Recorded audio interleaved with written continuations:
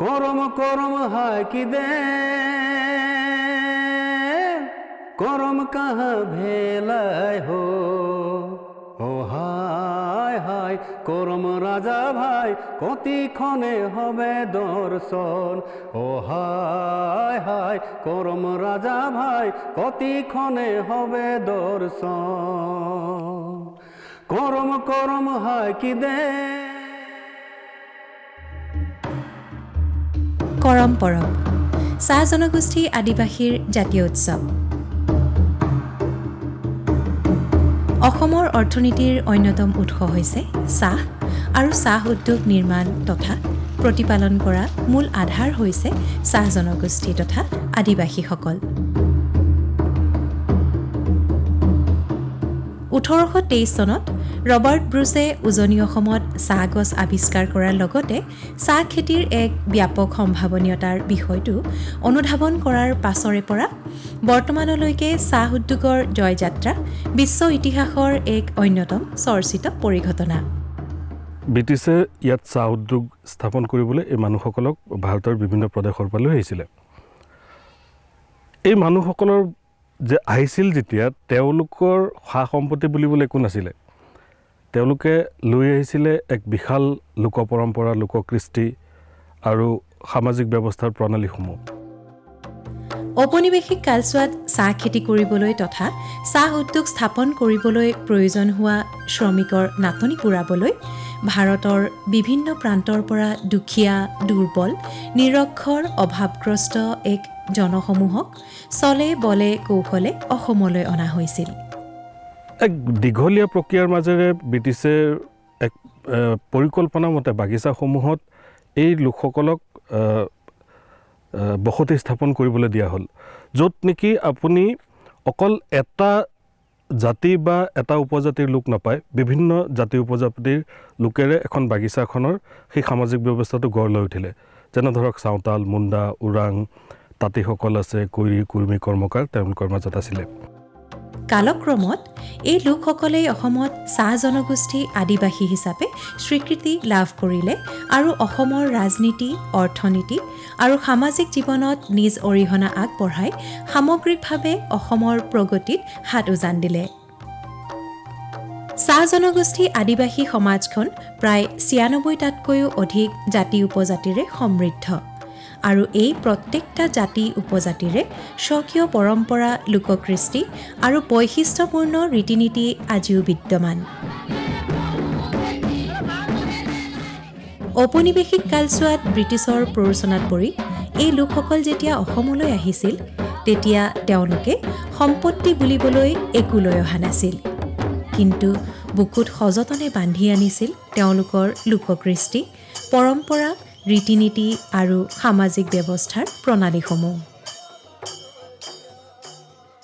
চাহ বাগিচাৰ একো একোটা গণ্ডিৰ মাজত তেওঁলোকে এক উমৈহতীয়া সামাজিক ব্যৱস্থা আৰু পৰম্পৰাৰ সফল আকাৰ প্ৰদান কৰাৰ ফলস্বৰূপে আজি অসমৰ বাগিচা তথা আদিবাসী অধ্যুষিত গাঁওসমূহত চাহ জনগোষ্ঠী আদিবাসীৰ এক স্বকীয় বৈশিষ্ট্যপূৰ্ণ কলাকৃষ্টি আমি দেখিবলৈ পাওঁ।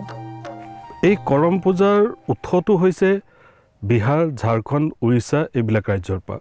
তো আমাৰ ইয়াত আহি কিছু ইয়াৰ সময়ৰ লগত পৰিৱৰ্তন হ'ল, কিন্তু সেই পূজাভাগ পূজা হিচাপে থাকি গ'ল। আগতে সেইখিনি এই পূজাভাগ আপোনাৰ বাগিচাত গাঁও ভিত্তিত কৰা হৈছিলে বা এক সামাজিক গণ্ডিৰ মাজত কৰা হৈছিলে। সময়ৰ পৰিৱৰ্তনৰ লগে লগে এই পূজাভাগ আপোনাৰ এক পৰৱলৈ অৰ্থাৎ উৎসৱলৈ পৰ্যবেক্ষিত হ'ল, ৰূপান্তৰিত হ'ল।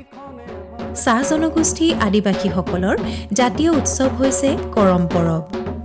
এই কৰম পৰৱ আগতে কৰম পূজা হিচাপে গাঁও বা বাগিচাৰ কোনো নিৰ্দিষ্ট ব্যক্তিৰ ঘৰত উদযাপন কৰা হৈছিল আৰু বৰ্তমানেও এই পৰম্পৰা অব্যাহত আছে যদিও আজিকালি বহল ভিত্তিত অধিক আড়ম্বৰপূৰ্ণভাৱে এই পূজাৰ লগত সংগতি ৰাখি জাক-জমকতাৰে উদযাপন কৰাৰ হেতুকে ই এক পৰৱ অৰ্থাৎ উৎসৱলৈ ৰূপান্তৰিত হৈছে। ইয়াৰ ইতিহাসটো হৈছে কি যে এই ভাদ মাহটিত যেতিয়া আপোনাৰ সম্পূৰ্ণৰূপে প্ৰকৃতিৰ চাৰিওফালৰ পৰা ধৰক বৰষুণ আহিল, খেতি বাতিৰ সময় হ'ল, গতিকে সেই প্ৰকৃতিক আচলতে সন্তুষ্ট কৰিবলৈ আৰু প্ৰকৃতিৰ পৰা এটা এই সময়ত ধানৰ খেতি যিহেতুকৈ হয় অসমত, গতিকে তাৰ পৰা এক যাতে ভাল ফচল আহৰণ কৰিব পাৰি সেই উদ্দেশ্যে এই পূজাভাগ অনুষ্ঠিত কৰা হয়। আমি প্ৰথমতে কৰম পূজা 3জনী বা 7জনী ছোৱালী লওঁ। 3জনী ছোৱালী ল'লে আপোনাৰ 3 দিন মানে আগতে বালি উঠাব লাগে, যিটো আমি জাৱা বুলি কওঁ, পাচিত বালি উঠোৱা হয়। আৰু সেই 3জনী ছোৱালীক আমি কৰমৱতী বুলি কোৱা হয়। আৰু 7জনী থাকিলে 7 দিনৰ আগতে বালিটো উঠোৱা হয়। আৰু সেই বালিটো আনি আমি আমাৰ যিটো নিয়ম নীতি থাকে, সেই নিয়ম নীতিৰ মাজেৰে বালিটো ঘৰৰ ভিতৰত ৰখা হয়, এটা নিৰ্দিষ্ট ঠাইত ৰখা হয়। তাৰপিছত সেই বালিটোৰ ওপৰত আমাৰ যি মানে আমাৰ ৰবি শস্য, যেনে ধৰি লওক ধান, মাটিমাহ, তাৰপিছত আপোনাৰ মানে কলাই মাহ, যিমান শস্য আছে গোটেইখিনি শস্য তাতে সিঁচি দিয়া হয়। আৰু সেই 3 দিন বা সেই 7 দিন আমি সেই পাচিটো খুব যতন ৰখা হয়। আৰু যিখিনি আপোনাৰ কৰমৱতী থাকে, মই ক'লোৱে 3জনী বা 7জনী ছোৱালী থাকে, মানে কুঁৱাৰী ছোৱালী থাকে। আৰু সেই ছোৱালীকেইজনীয়ে সেই পাচিটোক 3 দিনলৈকে মানে বহুত মানে যত্নত ৰাখে, তাতে পানী চানী দিয়ে, গধূলা হওক ৰাতিপুৱা হওক। আৰু যিদিনাখন আমাৰ মানে ধৰি লওক কৰম পূজা হয়, সেইদিনাখন কৰমৱতীবিলাকে সেই পাচিটোক আনি পেলাই কৰম য'ত আমাৰ আখৰা থাকে, য'ত আমাৰ মানে স্থাপনা থাকে, তাত আনি পেলাই পূজা পাঠ কৰা হয়। আৰু লগতে আমাৰ জংঘলৰ পৰা মানে আমাৰ এবিধ গছ আছে, কৰমডাল বুলি কোৱা হয়, সেই কৰমডাল গছ কাটি আনি নিয়ম নীতিৰ মাজেৰে আনি পুতি পেলাই তাত পূজা পাঠ অৰ্চনা কৰি এটা কাহিনীও আছে, কাহিনীটো কোৱা হয়। কৰ্মা আৰু ধৰ্মা নামৰ 2জন ভায়েক ককায়েকৰ আখ্যান মানে মুখশ্ৰুতি হিচাপে প্ৰচলিত হৈ আহিছে। তাৰ সাৰমৰ্ম হৈছে যে আমি ধৰ্মত থাকি কৰ্ম কৰি যাব লাগে, সৎপন্থাৰে কৰ্ম কৰি সমাজখন গঢ় দিব লাগে, পৰিয়ালটিক পোহপাল দিব লাগে, আৰু এইদৰে আমি আগবাঢ়ি যাব লাগে, যাতে সমাজখনত শান্তি, সম্প্ৰীতি, সমন্বয়ৰ বাৰ্তা আমি বিলাই যাব পাৰোঁ। কাহিনীটো কোৱাৰ পিছত আমাৰ মানে সামাজিক হিচাপে আমাৰ ঝুমুৰ নৃত্য পৰিৱেশন হয়, দলীয় দল মাতা হয়, লগতে স্থানীয় ৰাইজেও একেলগে মিলি কৰম পূজাটো ফূৰ্তি কৰি পেলাই ৰাতিপুৱালৈকে ফূৰ্তি কৰি ৰাতিপুৱা সেই কৰমডাল বিসৰ্জন দিয়া যায়। কৰম পৰৱ 2 প্ৰকাৰৰ।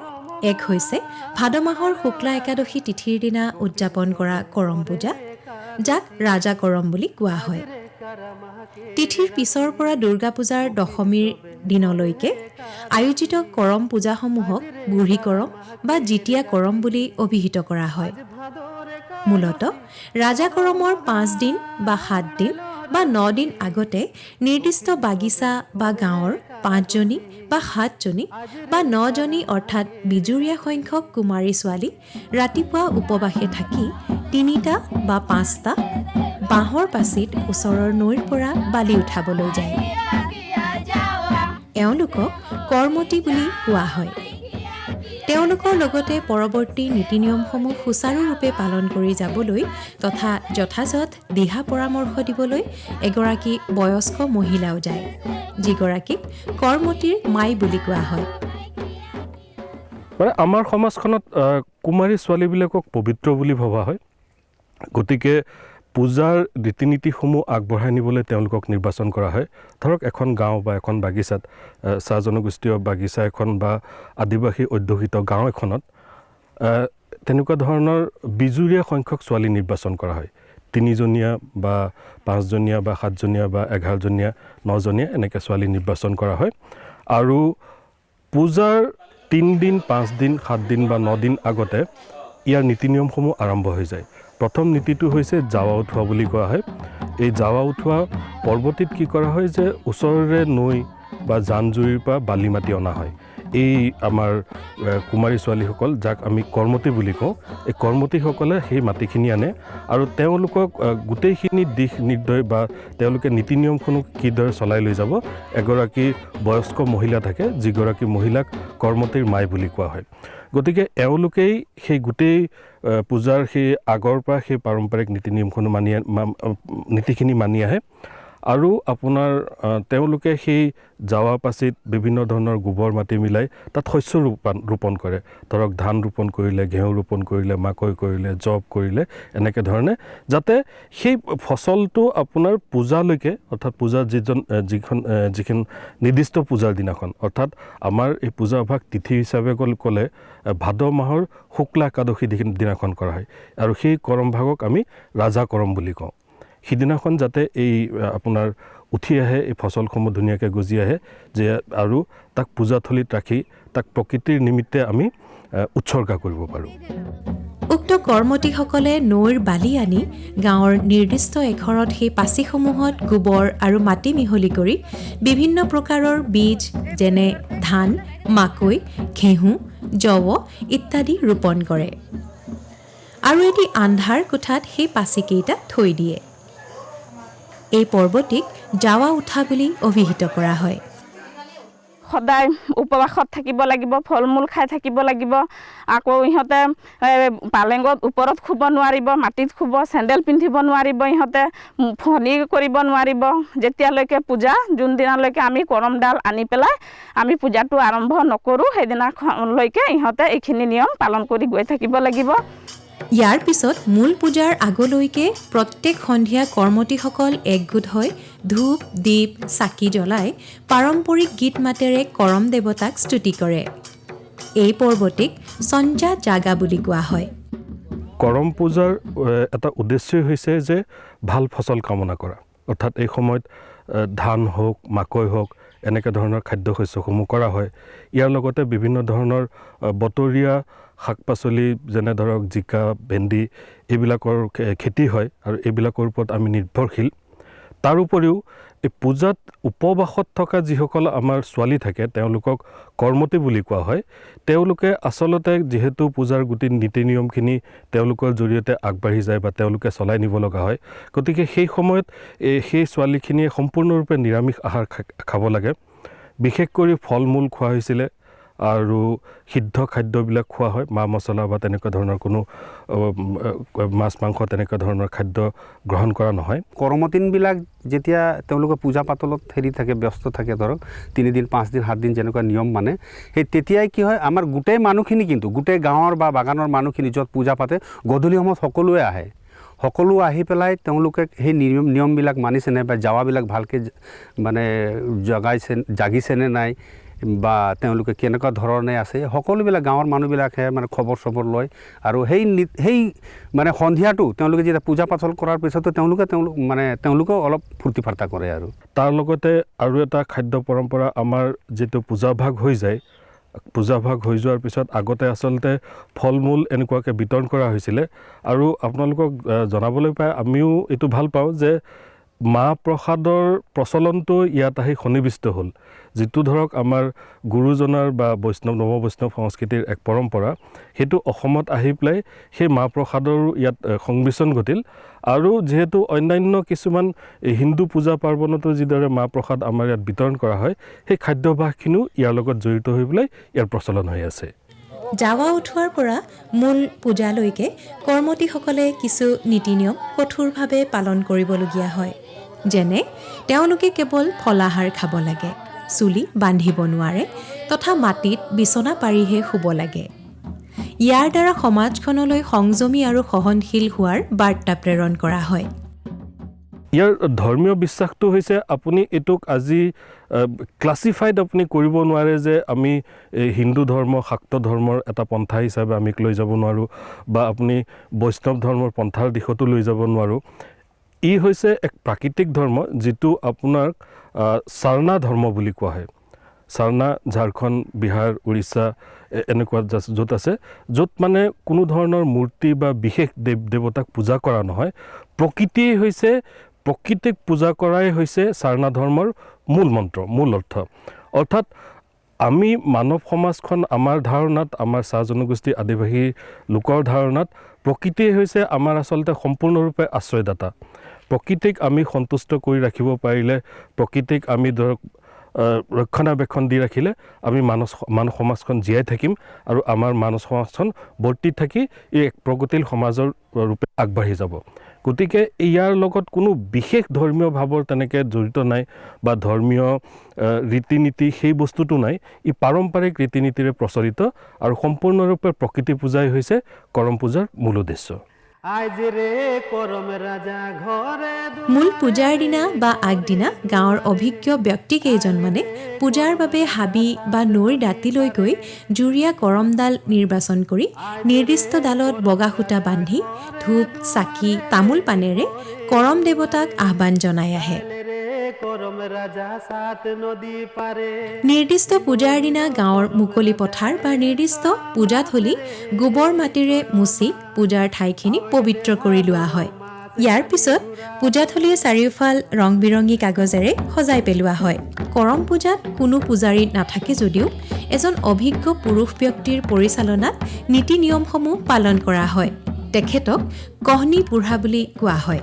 পূজাৰ দিনাখন সন্ধিয়া কহনী বুঢ়া, কৰ্মতীৰ মায়ে কৰ্মতীসকল তথা ভক্তপ্ৰাণ ৰাইজ একগোট হৈ ঢোল মাদল তাল বজাই সমদলেৰে কৰমডাল কাটি আনে তথা পূজাবেদীত যথাবিহিত নিয়ম অনুযায়ী কৰমডাল প্ৰতিষ্ঠা কৰে।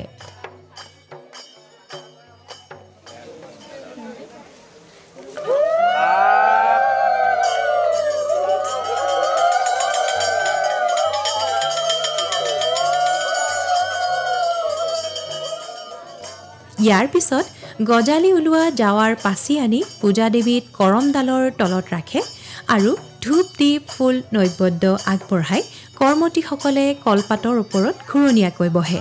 তাৰ পিছত কহনী বুঢ়াই সমাবেত ৰাইজৰ আগত কৰমা আৰু ধৰমাৰ কাহিনী শুনায়। কৰ্মা আৰু ধৰ্মা বোলা দুজন মানে টোটেল মানে মুঠ 7জন ভাইককৈ আছে। মানে তেখেতসকলে প্ৰথমতে মানে কৰম পূজাটো উদযাপন কৰিছিল।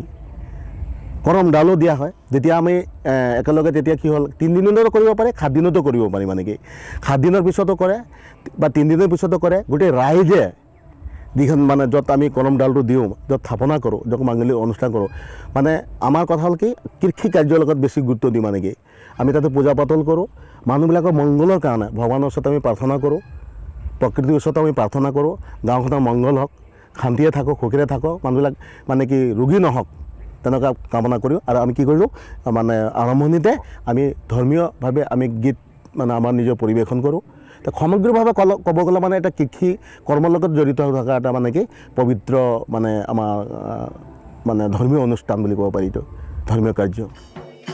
এই কাহিনীৰ মূল তাৎপৰ্য হৈছে ধৰ্মত থাকি সৎ পন্থাৰে কৰ্ম কৰি জীৱন যাপন কৰা। আচলতে আমাৰ যেতিয়া কৰম হৈছিলে আগত, যেতিয়া আমাৰ পূৰ্বপুৰুষসকল আহিছিলে, তেতিয়া তেওঁলোকে যেতিয়া আমি কৰম পাতোঁ তেওঁলোকে যিবিলাক গীত মাত কৰিছিলে ধৰক, তেতিয়া তেওঁলোকৰ আজিৰ দিনত যিটো ছিষ্টেম আছে, ছিষ্টেমেটিক যিটো যাব লাগে, সেই বস্তুটো নাছিলে। মানে দিনক দিনে ধৰক আমাৰ মানুহবিলাক পঢ়া শুনা হৈ আছে, তাৰপিছত তেওঁলোকৰ কিতাপক অধ্যয়ন কৰি আছে। গতিকে তেওঁলোকে এটা ছিষ্টেম বনালে যে নহয় আমি কৰমত একচুৱেলি যেতিয়া আমাৰ কৰম পূজাটো পাতে, কৰম পূজাটো পাতাৰ সময়ত যেতিয়া আমাৰ এজন পাহান থাকে আৰু কাহানী বুঢ়া থাকে, যেতিয়া পাহানে পূজা কৰাৰ পিছত কাহানী বুঢ়াই কাহিনীটো কোৱাৰ পিছত তেখেতে আমাৰ যিটো আখৰা বুলি কয়, য'ত আমি কৰম পূজা পাতোঁ, মানে সেই আখৰাত প্ৰথমে গান এটা উদ্বোধন কৰি দিয়ে। তাৰপিছত আমাৰ বাকীখিনি গান একেবাৰে গোটেই নিশা আমাৰ ঝুমুৰ মানে গীত গোৱা হয়। পূজাৰ অন্তত কৰ্মতীসকলে কৰমডাল ধৰে আৰু কহনী বুঢ়াই সোধে, কি পালি বেটি চব কৰমডাল ধৰে? তেতিয়া কৰ্মতীসকলে উত্তৰ দিয়ে, ডিংলা ৰকম বেটা পালি আৰু চান্দ ৰকম বেটি পালি।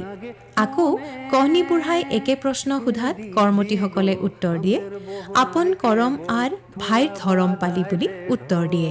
ইয়াৰ পাছত কহনী বুঢ়াই দহাই কৰম ৰাজা বুলি 3বাৰ জয়ধ্বনি দিয়ে আৰু সকলোৰে মাজত মাহ প্ৰসাদ বিতৰণ কৰি ঝুমৰ নৃত্য গীতৰ পাতনি মেলে। আৰু ইয়াৰ লগত যিটো আমাৰ ঝুমৰ জাতীয় কৃষ্টি, সেই ঝুমৈৰৰ এক বিশেষ তাৎপৰ্য আছে। যিহেতু কৰম পূজা ভাগ শেষ হোৱাৰ লগে লগে গোটেই ৰাতিটো কৰম পূজা থলীত এগছি চাকি জ্বলি থাকে। সেই চাকি গছ আচলতে গোটেই নিশাটো জ্বলাই থ'ব লাগে, সেইটো আমাৰ এক পৰম্পৰা। আখৰা বন্দনা কৰি সৰস্বতী মাইগ বুলি, আখৰা বন্দনা কৰি সৰস্বতী মাই গো বলি আখৰা বন্দনা ব্ৰজ নাৰী মদনে ঝুমৰ লাগল ভাৰী আখৰা বন্দনা ব্ৰজ নাৰী মদনে ঝুমৰ লাগল ভাৰী এনেকুৱা বন্দনা কৰি পেলাই আমাৰ মানে ঝুমুৰৰ গীতৰ আৰম্ভ কৰে। তাৰপিছত আমাৰ তেনেকুৱা আছে বন্দনাৰ পিছত আমাৰ ডাঁৰচালীয়া গায়, ঝিঙ্গাফুলীয়া গায়, গালুৱাৰী গায়, তাৰপিছত খেমটা গায়, আধাৰাতীয়া গায়, তাৰপিছত ভিনচুৰীয়া গায়। তাৰপিছত আমাৰ গোটেই নিশা মানে নৃত্য হয়, নৃত্য গীত হয়। আৰু গোটেই নিশা যেতিয়া আমাৰ কৰম আখৰা ৰাতিপুৱাই যেতিয়া যায় তেতিয়া আমাৰ কি হয় ভিনচুৰীয়া গীত শেষ কৰি পেলাই পিছত আমাৰ ডাল মানে ভচোৱা হয়, যিটো আমাৰ কৰম ডালটো যে তেতিয়া তেওঁলোকে আমাৰ মানে কৰমতীসকলে বা যিসকল যুৱকসকলে তাত নৃত্য প্ৰদৰ্শন মানে কৰে বা যিবিলাক মানুহ থাকে গোটেই কেইগৰাকী মানুহবিলাকে আমাৰ নৈত লৈ পেলাই সেইখিনি মানে বিসৰ্জন দিয়ে। আৰু এই চাকি গছিক যাতে গোটেই ৰাতিটো জ্বলি থাকে পুৱালৈকে আৰু তাক নুমাই যাবলৈ দিব নালাগে, গতিকে তাৰ বাবেই এই ঝুমৰ গীত মাতৰ সৃষ্টি হ'ল আৰু এই ঝুমৰ গীত মাতখিনি আমি সেইদৰে পাৰম্পৰিকভাৱে উদযাপন কৰি আহিছোঁ।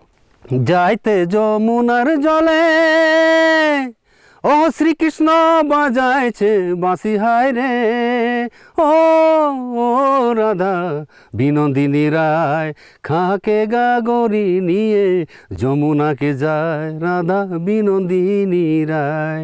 এইটো আমাৰ ডাঁৰচালীয়া গীত বুলি কয়। এইটো আমাৰ 10 মাত্ৰাত গায়।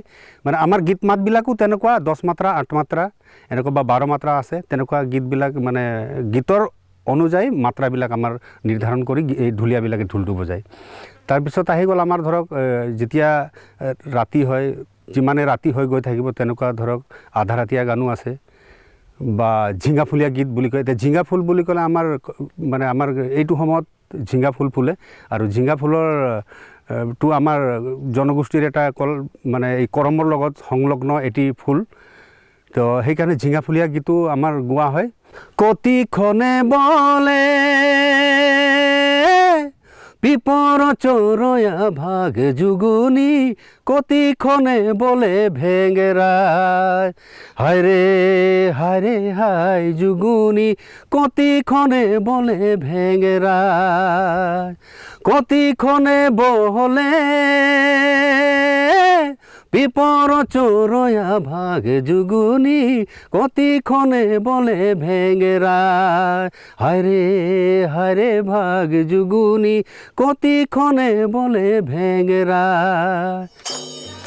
উৰেটো নিশা ঝুমৰ নৃত্য গীত কৰি উজাগৰি কটাই ৰাতিপুৱা সমদল কৰি কৰমডালখিনি ওচৰৰ নৈত বিসৰ্জন দি কৰম পূজাৰ সমাপ্তি ঘটায়। গোটেই ৰাতি ঝুমৰ খেলি কৰমৰ অনুষ্ঠানত গোটেই ৰাতিপুৱা কৰি ৰাতিপুৱাৰ সময়ত সেই ডালটোক নদীত বা পুখুৰীত ভাচি দিয়া যায়। কৰম পূজা হৈছে এক কৃষিভিত্তিক উৎসৱ। ইয়াৰ জৰিয়তে কৃষিৰ শ্ৰীবৃদ্ধি কামনা তথা ভাল ফচল উৎপাদন কামনা কৰা হয়। ইয়াৰ লগে লগে সুস্থ সবল সন্তান প্ৰাপ্তি তথা সমাজত শান্তি ভাতৃত্ববোধ প্ৰতিষ্ঠা হোৱাৰো এক সংকল্প লোৱা হয়। চাহ জনগোষ্ঠী আদিবাসী সমাজখন যে প্ৰকৃতিৰ ওপৰত নিৰ্ভৰশীল আৰু প্ৰকৃতি প্ৰেম তথা প্ৰাকৃতিক সম্পদসমূহক সংৰক্ষণ কৰাৰ পৰম্পৰা তেওঁলোকৰ পূৰ্বজসকলে যিদৰে পালন কৰি আহিছিল, আজিও তাৰ এক উৎকৃষ্ট নিদৰ্শন হৈছে কৰম পূজা। কৰম কাহা ভেলাই হো ও হায় হায় কৰম ৰাজা। যিসকল গাঁৱৰ মানুহ থাকে তেখেতসকলৰ মংগলৰ কাৰণে ভগৱানৰ ওচৰত আমি প্ৰাৰ্থনা কৰোঁ। ঘৰৰ পৰিয়ালৰ মানে মংগলৰ মানে কাৰণে প্ৰাৰ্থনা কৰোঁ। কৃষি কাৰ্যও ভাল হওক, মানুহৰ মংগল হওক, শান্তি সম্প্ৰীতি গোটেইখিনি আহক, তেনেকুৱা হিচাপত আমি মানে তাকে উদ্দেশ্য কৰি আমি এই মানে কৰম পূজাটো পাতোঁ। আহক কৰম পূজাৰ এই পবিত্ৰ ক্ষণত আমিও কৰম দেৱতাৰ ওচৰত শিৰনত কৰি অংগীকাৰবদ্ধ হওঁ যে আমিও প্ৰকৃতি ভূমি জল পশু পক্ষীৰ প্ৰতি সদায় সংবেদনশীল হৈ প্ৰেম ভাতৃত্ববোধেৰে এক প্ৰগতিশীল সমাজ গঢ় দি পৃথিৱীখনক সৰ্বাংগ সুন্দৰ কৰি গঢ়ি তোলোঁ। কেবল থোড়া বাজায় দে ঢোল যৌবন প্রীতি কালে थोड़ा बाजाए दे ढोल ये दीदी गो हमদের বহনায় কে বল थोड़ा बाजाए दे ढोल।